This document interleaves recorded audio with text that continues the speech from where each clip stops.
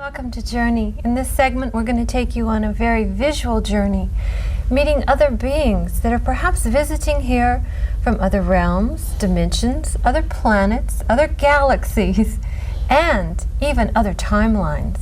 And our guide on this journey is David Chace. David, it's a delight to have you here again. I'm glad to be here again. You continue to work. You are so dedicated and committed to searching for what's going on out there with contactees and abductees. Yeah. And most of this show is going to be your work and sharing the stories behind that. I'm very interested in it. I think that when we're thinking about where these beings come from, we have to consider that apart from the UFO experience, modern science really has no idea what technologies or forms of life are out there, and that technological progress could, in the limits, lead to conscious control of all forces of nature, all forms of matter and energy, and the structure of time and space, which again brings up the possibility of travel in time or travel between alternate timelines.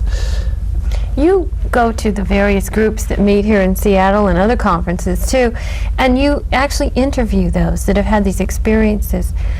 To the best of your knowledge, are they truly physical experiences or a combination of both in sort of the imaginal dream state? Let's see, some of them are definitely physical. People have scars, sometimes very dramatic scars. I've seen a couple of these. Bud Hopkins, you know, the famous researcher, has photographs of others. And so some of the experiences are physical, typically an abduction. A person is taken from their home or taken from their car. Sometimes they don't remember the experience, sometimes they do, but sometimes they just have a gap in time. And then the infamous missing time we hear about. Some of the experiences seem to be maybe a telepathic communication, or possibly even what we might call an out-of-body experience, where it occurs in some other state of consciousness or some other state of being. But they typically, in those experiences, they describe interaction with the same general sort of beings. Now, this really isn't new to us, although we're bringing this information forward. Shamans and medicine men and women from ancient times have noted out-of-body experiences, communications with other realms. So for us to think that that doesn't go on, I think is you know. I think it would be arrogant for us to assume that. But in most of your interviews you do, why do you think is the reason for this interaction? Well, we notice that we've had these other beings with superior technology. They're interacting with us. They're not making open contact. I think by maintaining the secrecy, they manage to exploit us physiologically. Some of them, they have a program of exploiting, for instance, the human reproductive capability. At the same time, they're influencing us and educating us. And if they were to make open contact, that would create limitations and risks for them. For instance, all our police authorities and forensic scientists might start trying to figure out how to interfere with the activities that they're doing. And of course. So they have a lot more freedom to interact with us as they please this way. And that way, when we do reach a point where our technology is approaching their level of technology, hopefully if they've influenced enough the way they want to, you know, then we will be more acceptable to them at that point. I wonder, the communication might be at as you note, an influence basis, but a waiting and sort of seeing how we're handling even the secrecy meetings that are going on. That's right. To see if our consciousness can accept it. They're certainly studying our psychology, studying all aspects of us to find out how we'll respond under different situations. It's basically different species trying to learn about our species and find out what's, you know, how we're going to be interacting with the future and how to predict us, because I think humans are very unpredictable to a lot of these species. Yes, no doubt. And I would assume a highly technological intelligent species has got to take that almost non-interference approach too, so they don't mess too much with our natural evolvement, which might be the prime directive for all we know, right? Really going like on. Star Trek. I think there's, you know, certainly if you disturb the system too much, there's going to be unexpected consequences, and that's not necessarily going to be healthy. So they're taking the kind of the middle road of, you know, influencing us, exploiting us a little bit here and there, but not trying to do anything that's going to have some consequence that, you know, might be totally disastrous. Well, we've got to think that with the technology we're seeing, with the variety of ships and objects and maybe even interdimensional and time travel that we're noting, they could have certainly taken over if they wanted to. If they had wanted to do that, they could have. And I don't even think you've noted in the many people you've spoken with, and even the many I've had as guests on shows, there hasn't been any deaths associated with this situation, this phenomenon that's going on. Apparently not with the abduction phenomenon, no. A lot of trauma, though. A lot of trauma. And what are you seeing is forcing these experiencers then to deal with this trauma? Let's see. Well, I guess when they start having conscious memories, sometimes the experience initially is a conscious experience. Other times, because of sort of a post-traumatic stress, they'll have intrusive recollections. They may be at work or something. Like flashbacks. Flashbacks of parts of the experience, and things spontaneously begin emerging into memory, or they may actually see triggers, like they may see a picture of a gray, for instance, and then it brings things back to them. Speaking of seeing pictures, we promised to show your work, so let's move on into that. All right. Now. I'll let you just talk about what we're seeing. This is a small gray being who greeted a woman named Eve aboard a spacecraft. The craft was a dim craft, and the being had a military demeanor, very fierce little being, but only about 3 feet tall. Typical, sort of your typical gray being. When we hear about the little typical grays, we're now noting that they could be biological clones or species. Some of them may be clones, some may be actual species that have that appearance. This one is the same woman, woke up in the middle of the night and woke up out of a dream. This being, a small female being, seemed to be very ancient, was crouched on the bed and jumped back because had been apparently implanting the dream in her mind and had not expected her to wake up. So you hear that implant, screen memories, certain amount of telepathy going on. Manipulation of our consciousness. Apparently they have psychic abilities. They're very developed in those areas. These experiencers are noting to you, too, that their psychic abilities seem to be increasing now, don't they, with this interaction? Possibly as a result of the interaction, it triggers that portion of themselves, their own mind, and allows them then to develop those psychic talents that I think are innate talents. We don't really understand the scientific basis of it. This image here is of a tall, dark, kind of ominous, actually it's a pale, kind of bluish, but the impression was just a very ominous, wearing a dark robe, perhaps 6 or 7 feet tall. And this was an experience that was maybe a flashback, maybe a vivid dream, maybe a telepathic communication, but the man who saw this experience, he seemed to be on a spacecraft, and yet he awoke from the experience and found he was in bed. Yet it was a completely vivid, real experience, seemed totally like waking reality, only it was in a spacecraft. There was this dark being there. We may find that we're living in the dream and the reality is when we're not awake here. That could be. We're hearing about the illusion, the reality we've created. Who's to say that, for instance, this physical reality is any more real than the reality that people experience when they have a near-death experience? Sure. Or, you know, an experience such as this. This being here was in the same dream situation, but, you know, vivid, whatever the experience was. This was a kind of yellowish tan being with slit vertical pupils and a dark navy blue iris and kind of little spots in the iris. These beings were very clinical in their attitude, had a slick, shiny eel skin, and were not interested in communicating with him at all. This, a man was visiting Thailand in 1987. He woke in the middle of the night and found he was being levitated back from an experience into the bedroom.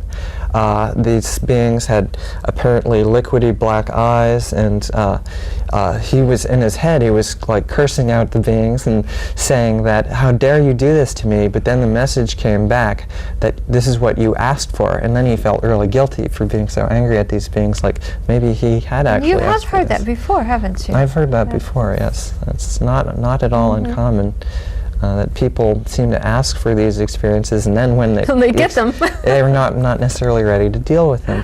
This is a woman from Texas, several decades ago, actually, when she was younger. I guess when she was about 20 years old, 22. She was abducted and presented with hybrid children by the typical sort of gray beings with the black eyes. This being had kind of pock marks or depressions in the skin on the lower part of the face. This was the doctor in charge of the experience. Well, we hear often that they think that they are taking samples, blood samples, and other samples, and perhaps there is a hybrid program. That I think appears to some be of the your case. pictures here, even this one. This one beginning to here look- looks very much like a hybrid. This is the same woman. This is a much more recent experience, happened in 1995. She was abducted with someone she knew from work, so two people who knew each other were abducted together, taken to what actually appeared to be a human military base, and that raises all kinds of questions Yes, about it what's does, going and on. I've interviewed and spoken with a few people that have mentioned that too. Military then re-abducting them to ask them what the aliens are asking them in their other abductions. It's very, very mysterious. It's getting to be spooky. This being was seen by a man when he was a child. The being put his hand, very slender being with long arms, long neck, long fingers, put his hand on the man's shoulder and said words to the effect that "you are one of us." Later in life, the man joined the Army, and in the Army, he worked under the NSA, serving as a security guard, and in that capacity, he actually was at an NSA base when he saw a couple small beings escorted into the room in an underground portion of the building. They looked like children to him, but as he looked at them longer and looked closer, they had huge eyes. The ears were not fully formed, very simplified lips and nose, very pale skin, like neonates almost, or maybe some form of hybrid. They had 3 long fingers and a long thumb, and these apparently were having some sort of action with the military people. Well, we've heard that before, that there's possibly been interaction for quite a few years now. Apparently. This is a similar being. This one was taller. The previous being was about 4 foot. This being was about 5'7", but similar features, although the iris is a darker color. Exactly the same kind of hands, long arms, and this being abducted a man in the early 80s, took him on board a spacecraft. The craft apparently went to another planet or another world, and the man had an experience there with a whole set of these hybrid-looking beings. And that experience seemed to last several days, where he was, for a lot of the time, he spent on an examining table. But when the experience ended and he was taken home, he was returned to his bed, and he woke up the next morning, and with partial memories of what had happened, and the rest only emerged later under hypnosis. It was rather Almost brought him back just within a few hours later, but to him it was days. Yeah, the experience seemed to last days. This being here is a small reptilian sort of creature, though not, it seems to have characteristics of the Greys in terms of the clinical demeanor. This one seemed to have a military sort of insignia and a sash, and it apparently looks like maybe a hybrid between gray, the typical gray species with the almond-shaped eyes, and some of the reptilian species. This and one, that's more reptilian. that's again a reptilian sort of being with kind of a bifurcation down the skull and a crest or a ridge, subtle ridge going down the forehead. The cat-like slit vertical pupils and kind of a golden yellow iris. This one, some hints of orange and flecks of red in the iris. I believe this is Charlie's being. Charlie Sains, and we've yes. interviewed Charlie. That's a woman we spoke with before. And this being had a very domineering attitude, very kind of just not pleasant to be around. So we're seeing both, you know. At the same time, even Charlie has said that she has had interaction with beings that she considered more benevolent. And so both has happened to here one individual. That's right. So the experience is a very complex experience. There are many different beings. Often if one group of aliens comes for someone, other groups of aliens will come and interact with the same person. This being here is, again, another reptilian being. This is more the typical. Charlie felt the one she was interacting with might be a hybrid incorporating some human genetics. This one's more of the pure line reptilian, which has the tendons, thick tendons, and the pebbly scales. This one is familiar to anyone who's seen the cover of Whitley Strieber's book Communion. Although I did modify the image basically. It's based on that and based on the descriptions of other abductees. In this case it has kind of a yellowish tan color to the skin and a large cranium. These beings are, some people refer to them as beings from Zeta Reticuli, call them the Zetas or the Reticuli. I don't know what their real origin is, but they seem to be very involved with us at this point. One of the most... They seem to be the more common ones, the more don't common they? types, very extensive interactions between humans and beings of that nature. Most common type, pretty much. This is a small, stocky blue being. In Whitley Strieber's experience, I believe they were around 4 feet tall. I've met other people who've seen them around that height. I've heard of cases in which they were only 2 feet tall, sometimes wearing a hooded garment or kind of loose-fitting clothing. Basically, they're worker beings and tend to serve as a retrieval force or workforce for greys and reptilians and other species. So we're seeing other species seeming to work together in these abductions. Apparently, interaction and division of labor between different species that have interacted with each other. This, for example, is a praying mantis-looking species. These are typically behind the scenes. We haven't seen very many of these, but they do appear very insect-like, have kind of disjointed, jerky motion, like you might expect for an insect. Sometimes they're quite tall. This one was apparently as tall as 10 feet. This is another variation on the same sort of species, maybe a slightly different species or a genetically modified version. This one seemed to have a hard exoskeleton, kind of like a lobster, but very smooth, kind of very slow bobbing motion to the head. This again interacted with the woman Eve, who I spoke with at the beginning of the presentation. And this being was aboard the craft, apparently in a position of authority. And the craft was, again, a small craft, cramped environment, dimly lit. There's different sorts of environments that people describe. This one interacted with that woman from Texas I mentioned earlier.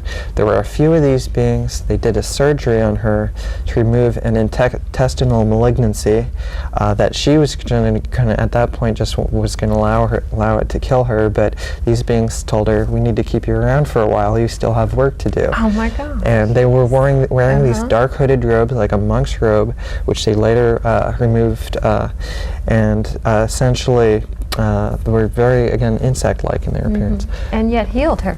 And yet they healed her, and her radiologist noted evidence from it. This being here, a female being involved in a contact case in 1996 in Stanwood, Washington. She was a pilot aboard the craft. She looked totally human, except for the fact that she was 7 feet tall, had tan skin, slit vertical pupils that were actually orange. Now, how your pupils can be orange, I don't know, since that's just an opening to the inner eye, but that's what the man described. She was the pilot of the craft, and essentially was not interested in communicating, just operating the ship.